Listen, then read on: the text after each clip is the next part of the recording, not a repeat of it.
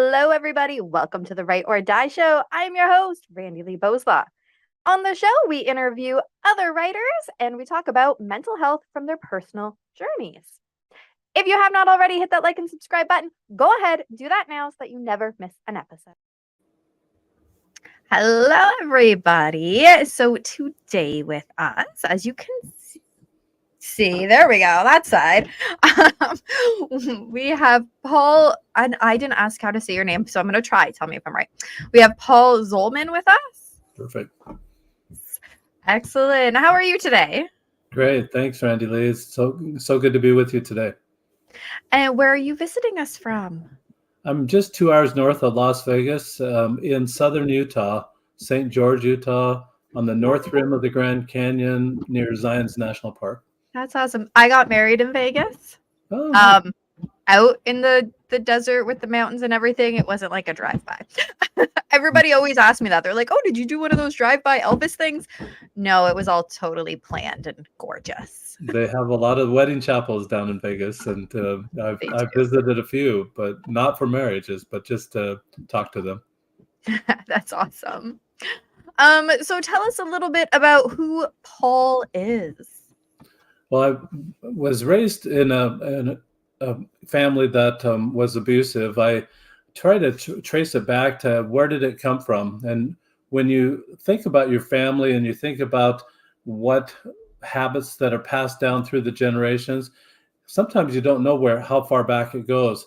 But I can trace it so far back as to my grandfather.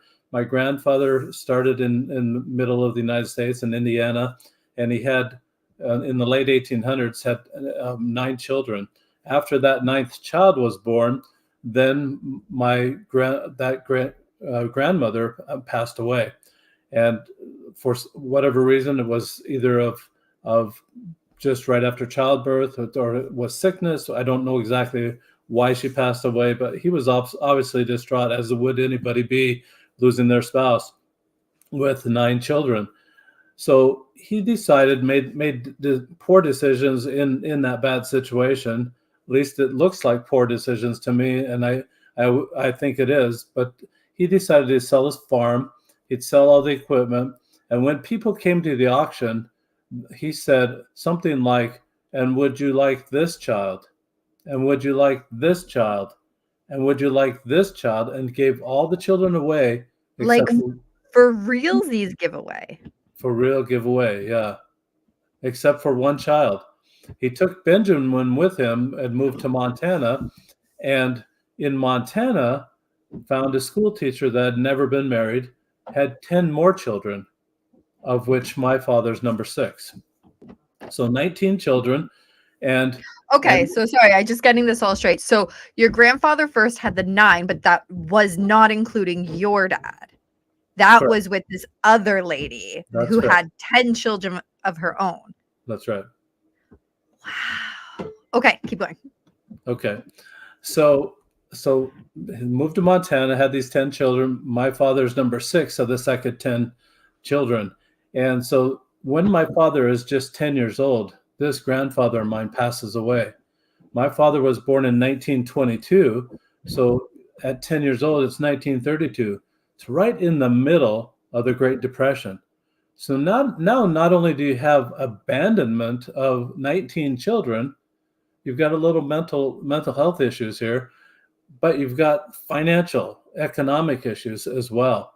And so in that time frame, my father decided that he couldn't continue going to school. Went to school for a few years and graduated from 8th grade. But after 8th grade, he was done. He had to go to work and try to help his mother, try to help support the family. Yeah. And I think at that time, that was kind of a common theme, was not finishing school back then. Okay. Yeah. So I might be jumping ahead. You might already have going to tell us this part, but I need to ask now. Those first, I guess, well, there was 9, but 8 got given away. Of those first 8, did they ever find each other again?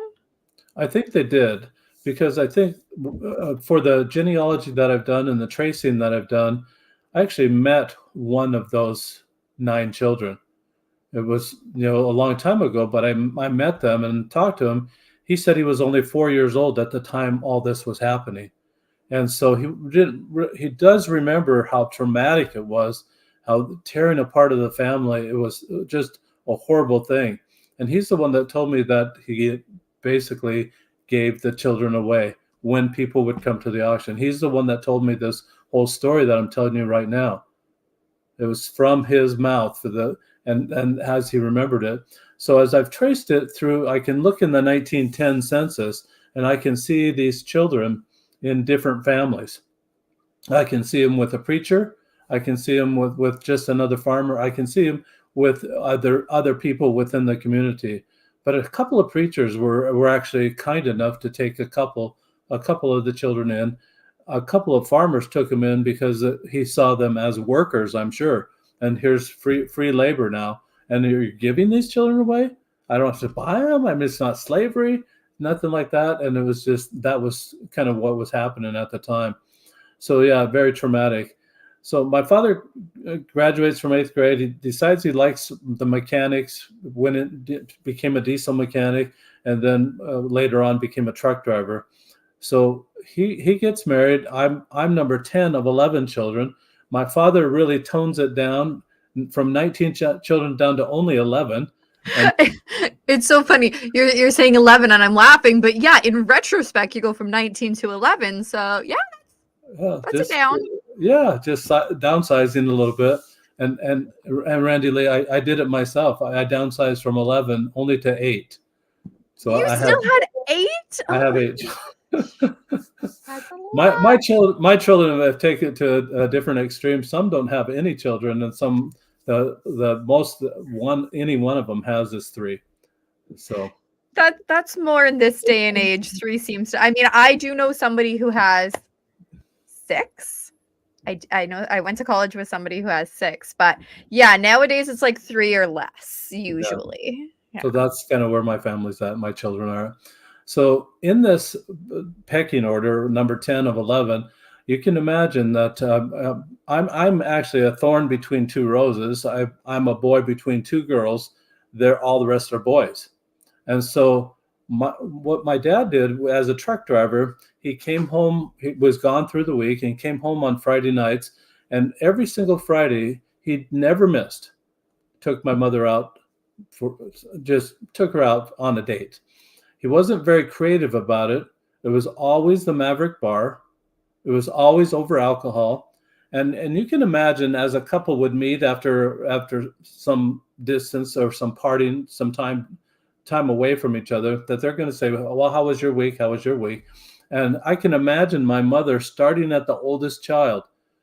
So what's happening, Randi-lee, is that my father, all these are boys, and your boys are like those little puppies that they're swatting each other, they're rolling, they're just rambunctious, and boys will be boys. So my mother's telling about all the boys above me, all the things that they'd done. Some may have broken an arm during the week. Some might have done something. Something always was happening in the family. You can imagine something's always happening in a family of 11 children. By the time he got to number 10, he'd been annoyed. He'd been annoyed, stacking all these annoyances on top. I feel like I got the brunt of it all. So I either got the belt or I got a heavy-duty spanking on Saturdays. I did not look forward to the weekends at all. It was just something that I just didn't look forward to at all. Yeah, I remember not that it happens to me, but I remember hearing stories on my dad's side about the wooden spoon. As you're saying, the belt, so that's what I'm picturing. Oh yeah, Nana and the wooden spoon. Yeah. Well, in shop, I remember my older brothers that in shop in high school, that they were actually making paddles, and they drill not a hole through the paddle. A hole would have been fine, but they drilled just a little divot, just a little dent in the wood, and they did it all over both sides of the paddle, so that when it would spank you, it'd leave these welts on your rear. That's what they were teaching in high school and making. That was a project that my brothers made in high school. And I remember them proudly bringing the paddle home, and giving it to my dad. Yeah. Oh my gosh. How times have changed. They definitely would not be doing that now. And I'm grateful for that, very grateful for that. And it's very interesting that you say that, Randi-lee, because it really was a time that you didn't know who to call about that. You just thought that's isolated within your family. That's a family affair. You don't mention it to anybody. You just keep it kind of quiet within your own family. And now there's agencies all over the place that are really right there rushing in to try to solve the problem and rescue those kids. And it would have been nice to have something like that at the time, but it just was not available.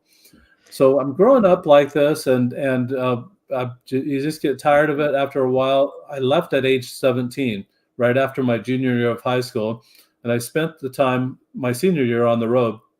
I moved in with my older brother. He had a couple of children, and he was just really kind, very kind to his children, and until he wasn't. And he had the same issue that he'd be annoyed, and then he'd flash. He'd have these flashes of anger, and I realized that after I left there and just had my own family, that I kind of had the same issues. And I realized at the time that, at age 35, that I was still blaming my father for all the social awkwardness of getting angry in public. That's very awkward. Even your family will repel, and they'll kind of go, so I'm not associated with that guy. And then if you get angry in public, it's kind of like tearing up a piece of paper into tiny bits and throwing it into the wind. Then try to go get every single piece of that piece of paper. Right? Yeah. It's absolutely impossible to try to retract all that ill will and that anger that you sent out there. How do you do it? Well, it's impossible. You can't. And I love that, like, I'm actually picturing, the ripping up and the throwing. It's the same thing with, what was it? I saw something else. It will come to me at a random time, so never mind. But there was another analogy I really liked along that same lines, but I cannot think of it right this moment. Whenever I want to, I can't. But so much of, especially because this is a kind of a how you parent type of situation. So much of a how we parent and the trauma that comes from that is an intergenerational thing. And that's, your story is so intergenerational. And to think, what would have possessed them to give away their children? What kind of childhood did they have that they thought, this is an acceptable thing to do? What kind of childhood was that? It's probably, it probably goes back much farther than and it's very common in families when there is that kind of parenting style, I'll call it, I guess, that it is an intergenerational thing. And I've definitely talked to other people who have been on the show where their parents had gone through like the world wars, and their parents went through a different war or whatever. And so again, that mindset is so very different, that the parenting style is so very different than the expectations of what parents are today. I have to admit, Randi-lee, that there were times that I wanted to give a child away, but I did not. And me too. And I only have two. All parents have that time that they're and you think back to Abraham in the Bible, that you think that, well, Isaac was probably 15, and if he's 14 or 15 years old when he's being sacrificed, it actually really is not a sacrifice for a teenager. And we think, and I don't mean that too sacrilegiously, but it just seems funny that, well, you're calling that a sacrifice to get rid of a teenager that's just kind of talking back and doing all that? No, that's not a sacrifice. Anyway. I've never thought of it that way, but yeah, most parents want to get rid of their teenagers. They're pains in the butt. I mean, we love them, but they're pains in the butt. There's a better way. So at age 35, I realized I'm doing all this blaming, and I realized I don't have to change because it's their problem. It's something that they did. But at that same point in time, my father had been dead for 7 years at age 35. So here I am realizing that I'm blaming a guy that can't even talk back. I can't even resolve any issues with him. And then I started to say, well, I guess I'm responsible now. I'm responsible. And so all this anger and this flashing and being annoyed, all this, I can imagine that it was probably a very good cause of the demise of my first marriage. So after 23 and a half years, my wife and I split, and I had primary custody of the children. There were 5 left in the house at the time. So I had primary custody of these 5 children. When it was her weekend for the children, I would do something different. I decided that I'd be going online, and then I'd find someone, I'd plan a date, and then and she was most likely in a different city. So we called it destination dating, that we'd choose a place, meet, have a date, and then go back to our homes. And I did that for about a year and a half. I went to Charlotte, North Carolina, Columbia, South Carolina, Atlanta, Daytona Beach, Jacksonville, Florida, New York City. I kind of like the fact that you got to go to all these different places. I don't know how any of the dates went or how the feelings were, but I really like that you went to all of these different places. That actually sounds like fun when you think about it that way. It was like a midlife crisis, that I was having a great time with it, but it was on the weekends that I did not have the children. But it came to a point that, after a couple of years, about a year and a half of doing that, I was done. I was just basically done with the destination dating. My ex-wife had decided she wanted to have primary custody of the children. At the time, there were only after that time, it was only three left in the home, and she was going to live with her parents in California. So I relinquished control. I thought the grandparents, I loved her parents, and they're really, really good people. I thought this is great opportunity for these 3 youngest children to get to know their grandparents. So I relinquished primary custody, and so here I am, single, and I'm done with the destination dating. I'd moved to Phoenix, thought I had a line on someone that was going to work out. It didn't work out, and so my sister gives me a call in the middle of this time and says, "I have a neighbor that I want to introduce to you." I said, you're 7 hours away. I'm done with destination dated. I don't want to do that. And she said, she's an older sister. And remember, I'm number 10 of 11. Whatever older sister and brothers say, you got to do when you're number 10 of 11. And so she says, "Oh, come on." And I said, "Okay." And then I said, "I'll start emailing her." And I thought, Randi-lee, what kind of relationship can you have through email? And I was just kind of placating her and just doing that. But I had a great time emailing this person. When it came time to ask about how many times she'd been married and that sort of thing, and she wrote back and said, "Counting the 5 that are buried in the backyard." And it's just hilarious. She just had the funniest sense of humor. I love her. Yeah. She just had this great sense of humor. And so, that little tease made me want to learn a little bit more about this person because I like that sense of humor. So we started getting a little closer. I started actually making the trip to where my sister lived, and then eventually moved up there. And the relationship came to the point that we're a little bit serious. So now it's time for Big Brother approval. And when you're number 10 of 11, you have to have Big Brother approval. So I took her. Of all the Big Brothers, or just a select few? Just the one that I actually lived with, the one that I moved with. And he was more of a father figure anyway, so it was okay in that regard. So I took her 300 miles north to visit this brother. Walked in, my sister-in-law pulls her aside quickly and says, "The only emotion that the Zolman family learned growing up is anger." At first I denied it, said, "Then it made me mad." And then I thought, shocking that it made you mad, and the only emotion that you had learned was anger. Here we go. Light bulb. Yeah. So I realized, and it is the light bulb, that I realized that if that's the impression or the perception of people about the Zolman family, I have an opportunity right here and now to change that perception. So to break the chains of those perceptions that have been passed on through the generations, the generational break, had an opportunity to do that right then and now. And so I thought, well, I'm going to start reading about the love and learn more about love, because I wanted to go the opposite direction. So I started reading the color code, and then I started reading the 5 love languages. And the 5 love languages really resonated with me. I'm Christian, and I thought, Dr. Chapman, who wrote the book, is the 5 love languages, and he wrote it in the early 90s, was first published in 1992.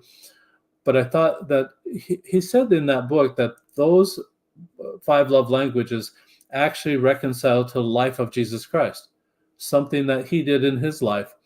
And I thought, yeah, that'd be a good direction to go. So I started reading the book. I read the book 4 or 5 times. Randi-lee, I did not get it. From where I came from and my background, I didn't understand it. Dr. Chapman, you mean I'm supposed to guess what Randi-lee's love language is and cater to that? And you're calling that love? It doesn't sound like love. And I'm a bad guesser. That's not going to be happening. How's that? How am I going to do that? And so it just sounded too hard in that way. So that didn't work for me. Then the other thing that Dr. Chapman has in his book, Randi-lee, is that, well, if I take this survey, I can find out what my love language is. Well, what do I do with that? Am I supposed to advertise? Hello, Randi-lee. I'm Gifts. What do you have for me today? That is so darn awkward. That did not, and it didn't sound like love either. And who am I to say what love was at the time? I just absolutely did not know. So I had an idea. We as a family, as dysfunctional as we were, we liked playing games. And there was a lot of smack talk and a lot of the put downs and all that come along with playing games. Super competitive? A little competitive, yeah, absolutely competitive, yeah. So we played games, and I thought that really brought the family together. So I wondered if I could make this a game. So I contacted Dr. Chapman and asked him, are you licensing those icons that you have for each one of the love languages, the little pictures? He said, his attorney wrote back and said, no, we're not doing that at this time. And so I thought I still had this idea, what if I could make this a game? And so I went to an attorney, a copyright attorney here in my town, and he said that theory, like the love language theory, is not copyrightable. Application is. So the way that you present it, or the way that you teach it, is actually copyrightable. Well, actually think about it, that makes sense, right? Because it's a theory. It's like all of these different psychology theories that I learned about in school. They're all theory is to like science, right? Science is supposed to be knowledge and shared. So with that information, Randi-lee, I thought, here's an opportunity. So I made my own little icons, and then I put them on a cube. So here I'm holding up here. It's got an hourglass on a hand. That hourglass designates time. So time, one of the love languages is time. Now I've got a guy holding a platter, and that's designates for service. 2 hands put together to make a heart, and then I have a conversation fly out from the heart. So those are the words from the heart. 2 hands put together, touching one another, that's for touch. And then the last love language is a hand holding a gift. That's gifts. 5 love languages, 6 sides on the cube. The 6th side has a little question mark, a hand with a question mark on it. That one is surprise me. So there's just 2 instructions. You roll the die every day. That's the love language you practice giving away all day that day. All day. Remember, I'm single when I create this. Sorry, I'm interrupting here. I love that. I like games. So, and I like how for even people who already maybe have read that book and already know their love language or whatever, because there's different kinds of love languages, this is so neat because then you can learn how to use other ones. All of them. Absolutely. All of them.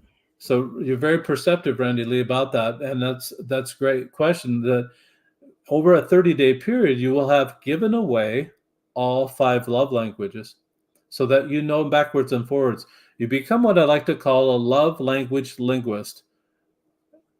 Everybody, it's a sexy title. I know you want that, Randy. Everybody wants that title. So just think of that. You put that on your resume, you go to the employer's going to say, what the heck is a love language linguist? And you're going to say, I just love people. They want their customers loved, and they want a loving environment within the workplace. Most likely your resume is going to rise to the top. So I created this when I was single. So part of the reason that I decided that we've got to send this love out to everyone, I didn't have a significant other like Dr. Chapman suggests. And it's more, Dr. Chapman suggests more on a romantic basis. I thought this is really applicable to everyone, sending it out to everyone. The best part about it, though. That was the other thing. Sorry, I'm interrupting again. Sorry, but not really. That was the other thing that had popped into my head was when you were talking about, you had said that you were single at the time, but then and you also said, that's what you use for the whole day. Well, so if that's what you're using for the whole day, you're going to run into, cashiers, the barista making your coffee, if you drink coffee. I'm not a coffee drinker, that's why I say that. But your coworkers, and then obviously if you have a significant other or kids or whatever, but it's all those other people, strangers, other people that you don't even know, or just acquaintances that you meet. You don't think about using a love language with them, because we think of love as always being very intimate, but love is also just being caring and kind. There's different kinds of love, just like there's different kinds of ways to show love. So Right. I think that is just very cool, that it's a way to also learn to show love to other people that you don't think about love in that sense. Right. It's a kindness. So it's a basic decency that we're talking about here. These are really, really basic things. And I like to compare it to, remember how I used to get angry that I was looking at other people and say, what's wrong with them? And just be annoyed at things that they were doing. I realized that I have zero control over their choices and what they're doing. So there's no reason for me to be annoyed. Absolutely no reason. So realize this is my lane. I choose to love. I choose to send out love. And the best part about doing this, Randy, is that sending out the 5 love languages is that you can see it now when it comes your way. It may not be your primary love language or even a secondary love language, but you see, oh, I can see they're loving on me. You can respond appropriately. I absolutely adore that. Yeah, because even in a relationship, each person has their own love language, right? Like, so my husband, he's a gift giver. He enjoys giving gifts. And so that's how he shows his love, which I'm okay with, especially it was my birthday yesterday, so I got lots of gifts. Thanks. Right. And so that's who he is. And when our youngest was little, well, not like super little, he's 17, well, about to be 17. So let's say 11, 12. He went through this stage of, Dad only just buys stuff, whereas mine is spending time. Let's hang out, let's do our nails, let's watch a movie, right? Let's play games together. That's mine. So he went through this stage of, oh, Dad only buys stuff, and I had to explain, well, that is how Dad shows his love. That is the way, and I didn't say love language, but that is how he shows his love. I show it different. I'm that lovey-dovey. I'll say I love you. I was driving my grandson to school today, and all the way to school, he'd go, Grammy, I say, what? He goes, I love you. And I go, Adrian, what? I go, I love you. Back and forth, the whole way there, right? Because that's just what I do. So it's so interesting that, people have these different languages, but if I'm rolling that dice and all of a sudden I'm getting, say the gift giving one, that's so out of my realm of what I do. But now I have to try and do what my husband is so used to doing. Same if he rolled what I do. It's so interesting. I like it. It works really well too. And I found what happened for me, Randi-lee, is that rolling the die actually took my focus away from looking at others and what they might be doing wrong according to my own judgment. And it changed the whole mindset to what's right with that person. Changed from what's wrong with that person to what's right with that person. What can I love about that person? And I was so busy watching for that that I forgot about being critical. I forgot about going down that critical path and then being annoyed at what might come from that critical path. And so it really changed my whole mindset, changed the whole demeanor, that I actually was able, within 30-day period, very short period of time, I was so surprised myself how Yeah. quickly it happened, that I started to focus on what's right with people. A few days ago here in the United States, there was a guy that had a goal to throw out the first pitch at 30 baseball fields around the nation, Okay. and Major League Baseball fields. And he had achieved his goal just a couple days ago by throwing it out for the California Angels. And when he went out there, he had no arms and just no hands, no arms. He'd grab the football or grab the baseball with his foot, and he'd throw it with his foot. And that's how he'd done it at 30 baseball fields. And it was very interesting. He said, "Don't judge me on what I can't do. Judge me on what I can do."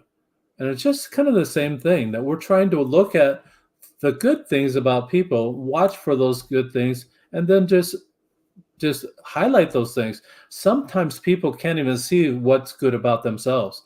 And so, Yes, we are our own worst critics. right. If anybody listening, watching right now did not watch yesterday's episode of our neurodiverse world, that was a major theme that we talked about, because we were talking about autism, ADHD and stuff. And that was a major theme, is don't focus on what we can't do. Focus on our strengths. Yes, obviously our weaknesses we would like to build up, just like with this love language day, right? You can build up the weakness of which love language, but it's focusing on the strength. So if you did not check out that episode, go back, watch that episode too. Watch all of them, actually, every single one. But yeah, okay, so keep going. So just in that, I like to compare it to a magnifying glass. Anything you put under a magnifying glass is going to be larger. So if we're focusing on the faults of other people, they're going to grow larger. Think back when you're raising your children. They make a mistake, and if you focus on that too much, guess what? That mistake, they're going to keep doing it, and it's going to grow bigger and bigger. We really don't want that, but we almost subconsciously, unconsciously do that and focus on the negative. The media teaches us to focus on the negative. This is a really kind of a new thing that we've got to do, is just focus on the positive and send out positive vibes. If we focus and magnify the positive, that's going to grow. That's really what we want to do. I want to just bring it back, in as far as the languages go. The anger has its own language. It has its own vocabulary. It has its own sense of humor, has its own culture. So does love. Love has its own languages. The soft humor is not the biting humor that anger has. It's not the put downs that anger has. Just soft, and you don't feel bad when somebody makes a joke. You're not the butt of the joke. You don't want to ever be in that position. Love isn't like that. It'll send out the kindness that way. There's a language in northern India called the Sanskrit dialect. In the Sanskrit dialect, we get three very common words from them. And we get nirvana, we get karma, and we get the word namaste. Now, namaste is what the yoga teacher says at the end of the class, puts the hands together with the thumb to the chest, bows her head, closes her eyes, and says namaste. Doesn't mean hey y'all, class is over. Doesn't mean that, but it's always at the end of the class. What it really means in the Hindu interpretation of namaste is the God in me sees the God in you. I've heard it interpreted as the light in me sees the light in you. Right. Or the divine in me sees the divine in you. Exactly. And so that's exactly what we're trying to accomplish here. Trying to look at the light that everybody has. Everybody has it. Everybody has darkness too. Whoever said turn off the dark? Yeah. You say turn on the light and focus. Turn on that light. Focus on the light that other people have. Yeah, I like that. I've never actually thought about it. Turn off the dark. I've never thought about the fact that we don't say that. Huh, I love that. Okay, so I'm very curious again. So, um, this lady that your sister introduced you to, did your brother say yes? Okay, like where did that go? Because the last we heard was your sister-in-law saying that the only love language you guys knew was anger. Well, and it still was at that particular time. We ended up getting married, but I did not make the transition quickly enough for it to actually turn into a good situation. So after 4 or 5 years, we actually divorced, and I'm Okay, remarried now, and it's going a whole lot better now. Now that good. I've had the die since 2017, had the copyright for that. The book actually is brand new, and then the journal's brand new this year, both Oh, published. very cool. So the die's been around for a while, so you know it works, and then you kind of added the other aspects to it. Right. Oh, okay, very cool. And so how long have you been married now? Now I'm just being nosy. We just celebrated our 6th anniversary. That's awesome. Thank you.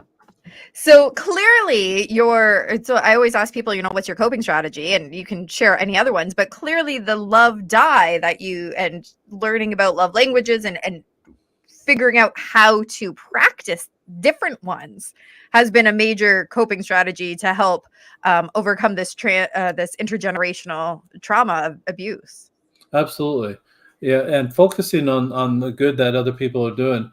I realized that a lot of the anger was focusing on the bad things and focusing on what the children did wrong, and it was just every parent for several generations was focusing on what the children did wrong, and then those children get that same attitude. Well, we're supposed to focus on what people are doing wrong, and that's Yeah. just passed down. So the huge paradigm shift is 180, that now we're focusing on what they're doing right.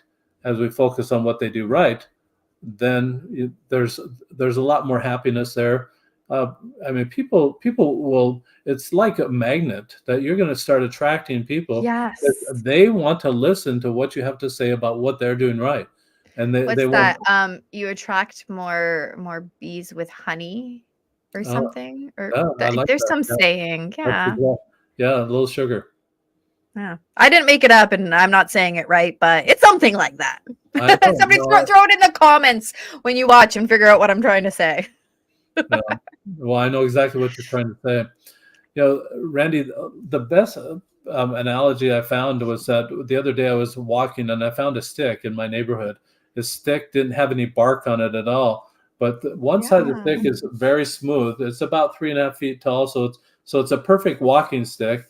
And when you look at the other side of the stick, it's got these little knots on it, the little sharp spots on it, and it's this is what I call the naughty side of the stick, and this is the nice side of the stick. It's Yep. And Santa Claus has a stick like that. You probably didn't know that that's how he keeps his list. He's an old guy, and he has these scrolls, and they call the scrolls and all the paper between them sticks. And so, what I found when my sister-in-law pointed out where I was, it was more of a self-actualizing moment. That Yes. that anger really was on that naughty side of the stick, and there are three choices I had at that time. I could stay in the same spot by continuing to blame other people for my problems. I wouldn't Yeah. have to change, wouldn't have to do anything. I could become worse, become more angry, or I could go the other direction and become more loving. And that thought of becoming more loving, learning the love languages was something that became an obsession. I had to do it. But I started out saying, I don't want to be angry. And it's kind of Yeah.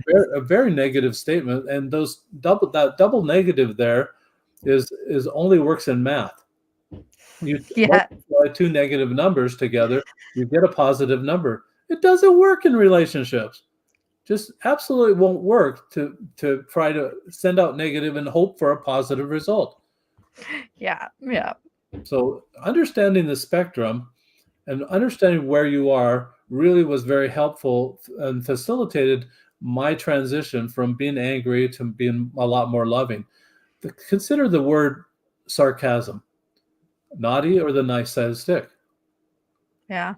Yeah. Mostly it's on the naughty side of the stick. Yeah. When you Yeah, can, we're sarcastic to kind of rub it in to somebody's face. exactly. And it's not really a nice thing when you consider the opposite, like authentic or genuine, or something different than I sarcasm. was at a conference once and somebody was talking about self-esteem and whatever. And she had presented a bunch of research. Don't ask me to quote the research at the moment. But she presented a bunch of research where it was showing how our brains, when we're trying to tell our brain something because we want to change something, it does not understand the word not or don't. Like, I Mhm. don't want to be angry. It doesn't understand don't. So your brain is going, I want to be angry Right, right. instead. And that, when she said that, it always stuck with me because it's the same when we're setting a goal, right? You don't want to, I'm saying you don't right there. You want to make it a positive thing, right? So it's the same with our brains. Mhm. Instead of saying I don't want to be angry, I want to be happy, I want to be cheerful, whatever word you want to use. So anyway, just the determination to become more loving every day it's so simple. How it takes less than 2 seconds to roll the die. Everybody that I know, Randy, wants to have put a little bit in for an investment and have a huge return. Yes. This is one of those things that you can actually do that for 2 seconds that it takes to roll the die, sets the theme or the purpose for the day, and you go intentionally go about sending forth that purpose, loving all day long. Oh, I really love that. Okay, awesome. And that was just a lot in my head. Um so where do people follow you, get their hands on this die? Tell us a little bit more about that side of it.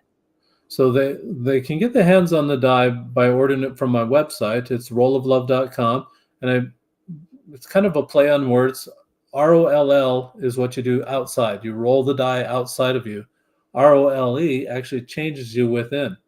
And so Tricky, I like that. ROLE of love.com. That's how we came up with the name rolloflove.com. And then they can also find the book if they're listening to this podcast and they like listening to books, and that's their mode of learning. They can find the Audible version of the book on I love Audible. Amazon. So Amazon, when you go to Amazon, you don't want to type in "roll of love" because you're going to get "love a million things," and it's going to be a needle in the haystack. Just type in my name, Paul Zolman. It'll bring it right up. You'll come to the point where you find the journal and the book there. The dice is not on Amazon. You have to order the die through my website. Okay, good to know. Good to know. And where do people follow you? I'm on Instagram. It's Roll of Love Dice on Instagram and on Facebook. Excellent, easy peasy. I like when things are easy like that. Total side note here, everyone. Complete side note here. Just a funny story to share. Because it was my birthday, so I have to share. On the weekend, I went on a birthday quest, and I won't give you the whole details, but the end of the birthday quest ended up with me having to open up a hay bale or haystack, as the quote will say, and find my present inside of it. Well, I never understood why needle in a haystack was such a difficult thing to find. There is so much hay, and it was just like a little bale, guys. Like, it was just tiny. And it took me probably a good at least 15 minutes to find what I was looking for because there's so much hay. So finding a needle in a haystack, I totally understand why it's such a tricky thing now, and I wanted everybody else to know that too. So, do you have any last words or anything to share before we say goodbye? Yeah, there's just one other thing. I'm testing this actually in the school system, and in the school system, what the teachers are doing, they're just rolling the die at the beginning of the day seconds to do that, and maybe taking 30 to 45 seconds to explain, class, this is the kind of activity, the kind of loving that we're looking for, the opportunities that we're looking for today. At the end of the day, I've talked to several teachers across the world, and at the end of the day, the last 10 to 15 minutes is really non-productive time. Yeah.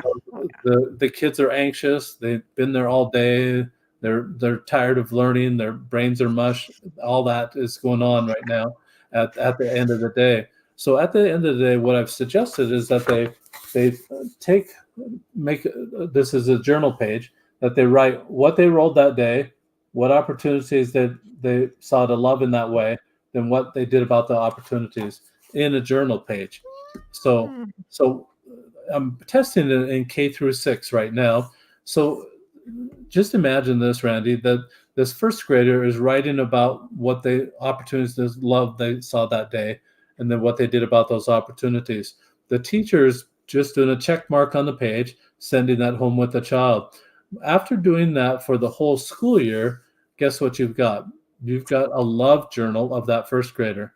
I remember my first grade teacher, named Mrs. Rogers, and I remember her name only because I must associate that with really genuine love or kindness that she had in that classroom. I couldn't tell you my second grade teacher's name or my third grade teacher, but I remember that first grade teacher. And because of that, I wish that I would have had a love journal from that time frame. What did I love about that class? What was there in that class that created that situation? I think that by doing this, what we're doing, Randy, is that instead of having to wait until 35 years old to take responsibility like I had to, yes, these children are now taking responsibility for their own actions within the schoolroom. Well, and what popped into my head too, based on your story and everything, was some of these kids won't ever see love at home. Right. And so they won't learn about it. And having a really good teacher, like you said, you remember your first grade, but not the other ones. Having a really good teacher makes a world of difference. Absolutely. So if something like this could be implemented in the schools, then not only are the teachers being able to teach something that, a lot of us as adults have to learn, Right. but that maybe they don't even have at home. Right. Right. Yeah, and I think it's gonna tamp down a lot of the misbehaving that's going on in the schools, because if they realize that they're responsible for their own behavior, have to report on that behavior at the end of the day, it's gonna just help the classroom go a lot better. The classroom time is going to be a whole lot more productive. And think in a workplace, how if you have a loving workplace, you're not having to deal with all these political things going on within the workplace, and makes it a whole lot more productive. People don't quit work, they quit bad management. Right, exactly. Oh, I like that. Yeah, that's one of my favorite quotes, and it's 100% true, is when you do not have good management or good team around you, then you can love your job to the moon and back, but you're still going to end up quitting because it's still going to eat away at your soul every single day if you have to go in and work with horrible people. Just like, so my part-time job, I go in and we get some really nasty customers calling sometimes to complain. Not too often, but when there is a complaint, they just like to jab it in there. But when we get off the phone, all the girls in the office are amazing. They want to take the time, make sure that you can vent it out, whatever, make some jokes, and that's what makes the job awesome.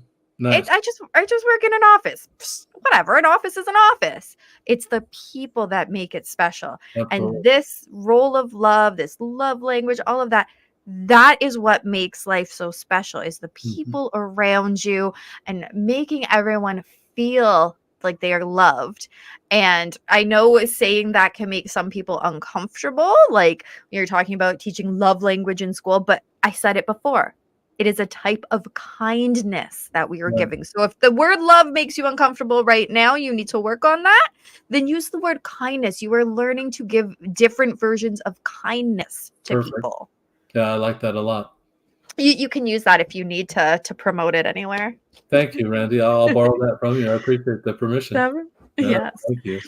So thank you so much for being on the show. I really liked this conversation. I mean, I love most of my conversations on this show, but I just feel like we haven't talked about this specific topic. Like we've talked about trauma, we've talked about passed down, intergenerational, but the love language side of things, this is the first time we've talked about on the show. So I really appreciate you coming on and sharing, and love that die. And I like that you had it handy to show us. So if you are listening on the podcast and you want to actually see what the die looks like, you got to jump on YouTube, check it out. I mean, if you've already listened, you can skip forward if you want to just where he's showing the die, but he does actually show us all the sides of it, which is super cool to actually see, so that you know kind of what it is that you're going to be getting into when you go and get it off of his website. Thank you, Randy. Been a delight to be with you. As always, thank you so much for the amazing guests that we have on the show. Be sure to check out their links down in the description below. If you want to support the channel, go ahead and check out our merch store. We've got some very cool things on there. That's my favorite. Sorry, I'm busy ending the stigma. But there's some other very cool designs. 10% of the proceeds always goes back to the Canadian Mental Health Association. Be sure to follow us on Facebook at RB Media, because we have some great new shows coming up and you never want to miss any of those episodes. And remember, the only way to end the stigma of mental health is to speak openly and honestly. Bye.